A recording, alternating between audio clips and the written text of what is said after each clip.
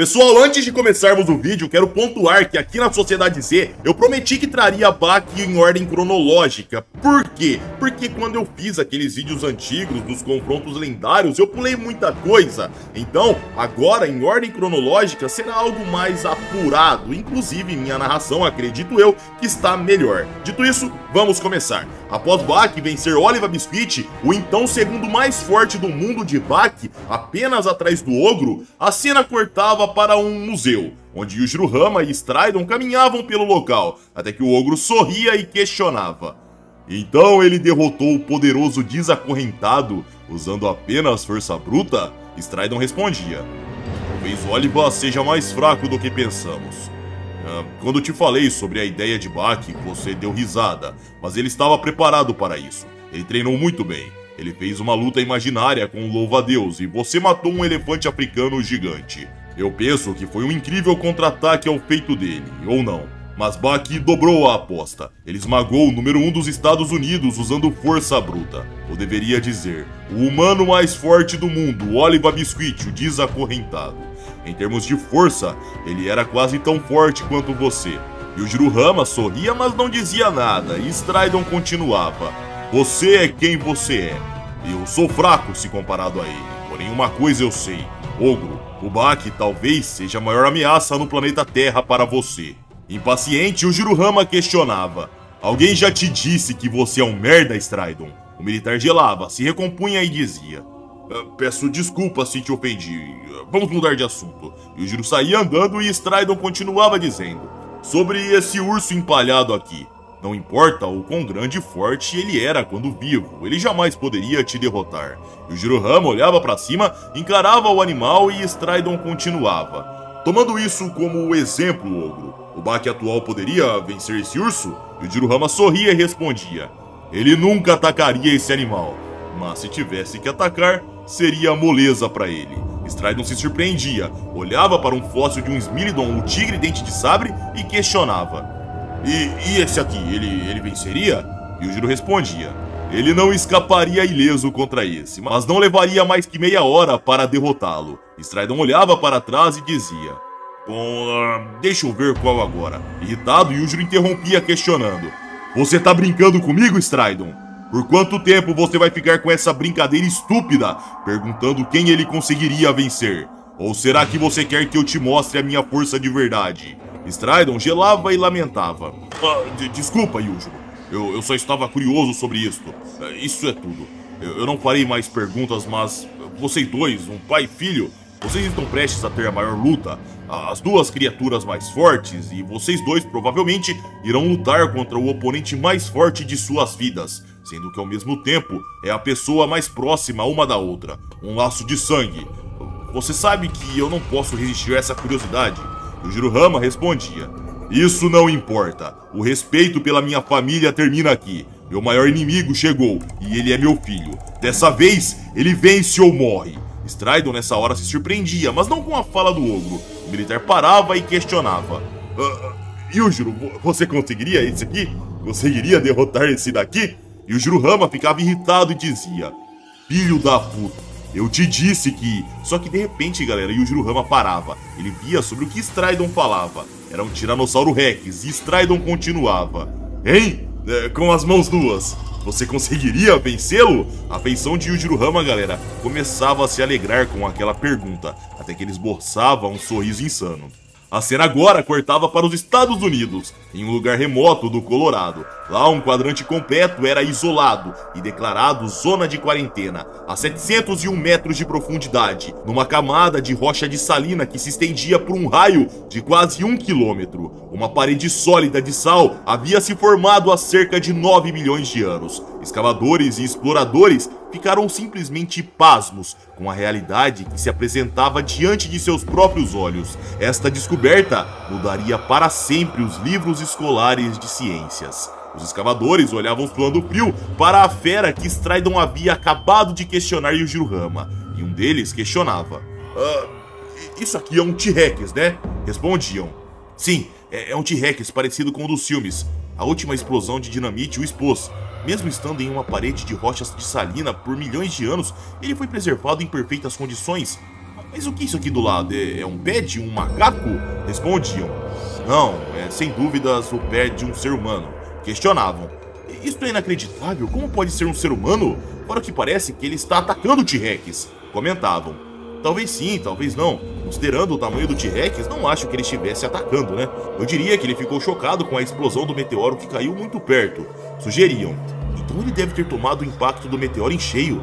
Deve ter sido um caçador muito corajoso. Questionavam. O que faremos com essa grande descoberta? Respondiam. Ora, vamos entrar em contato com a sede agora mesmo. A cena cortava para o humanoide, preservado perfeitamente numa maca. Os cientistas olhavam surpresos, até que um senhor dizia: Obrigado a todos por fazerem uma descoberta tão extraordinária. Ainda estou com arrepios na espinha. O explorador dizia: É uma honra, professor, mas não temos a mínima ideia de como lidar com essa descoberta. O professor dizia: Eu entendo o que você quer dizer.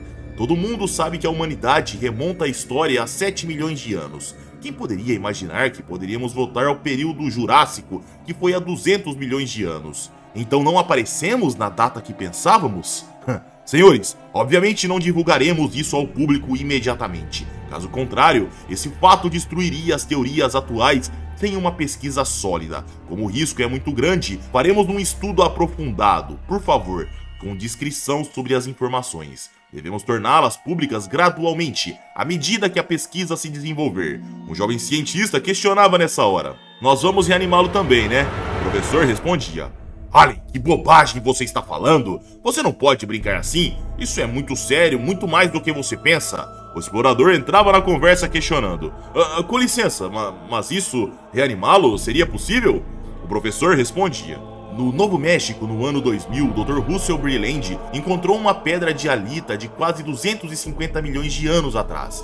Mas dentro dela havia gotas microscópicas de água. Essas gotas foram cuidadosamente extraídas, e o estudo mostrou que se tratava de água do mar daquela época. Mas a preservação das bactérias dentro da rocha era perfeita. Os organismos microscópicos estavam em perfeitas condições.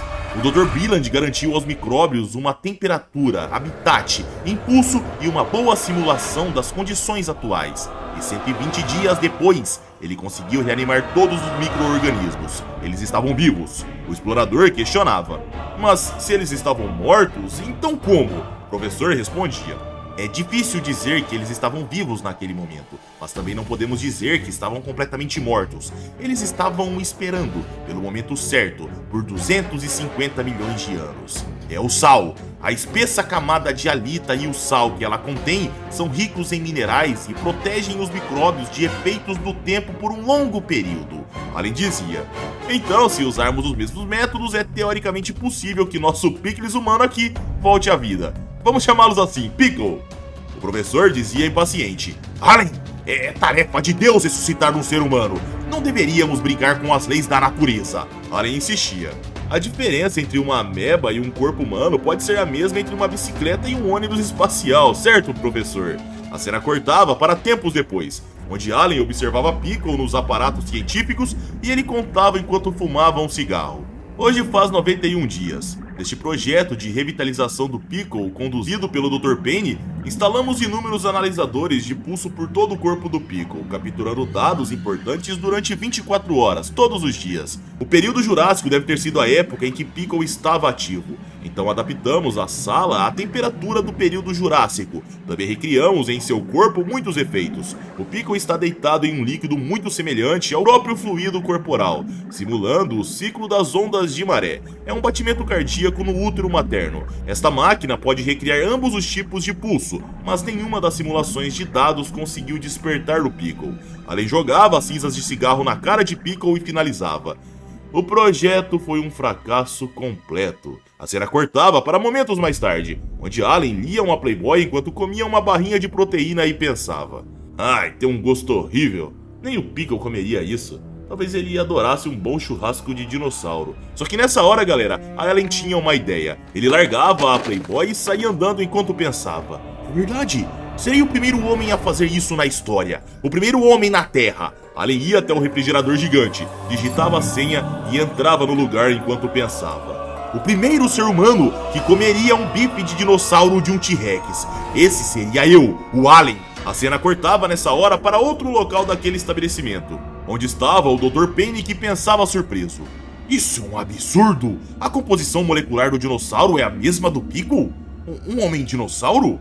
Não, esses elementos musculares foram encontrados dentro do estômago de Pickle. Esses elementos podem significar apenas uma coisa: Pickle comia dinossauros? Ele estava caçando o T-Rex para se alimentar? A cena cortava para Allen, fritando o bife com a carne de dinossauro. Ele temperava, olhava animado e pensava: não se preocupe, Pickle. Ainda tem 10 toneladas de bife de dinossauro. Caso você sinta fome algum dia, terá o bastante para você. Agora, colocarei um pouco de vinho, o melhor do presente, o melhor do passado. Peguei um pedaço de 200 gramas de T-Rex. Ninguém vai notar e o cheiro é ótimo. Após jogar vinho na carne, galera, o cheiro era expelido pelo ambiente afora. Chegava inclusive onde Pickle estava abrigado. O cheiro chegava no nariz do predador e quando o prato era servido, o mesmo abria os olhos. E dessa forma, pessoal, o vídeo chega ao fim. Eu espero que vocês tenham curtido essa continuação que estamos fazendo aqui de Bach em ordem cronológica. Então, se vocês gostaram, não deixem de deixar o like, se inscrevam no canal se não forem inscritos, pois a gente vai continuar. Caso queiram vídeos exclusivos, o primeiro link na descrição vai redirecionar vocês para o clube de membros. Lá vocês terão acesso ao material que não podemos postar publicamente. Caso queiram me seguir, minhas redes sociais vão estar aqui na tela. E é isso aí, galera. Eu tô indo nessa, um abraço, fiquem com Deus e tamo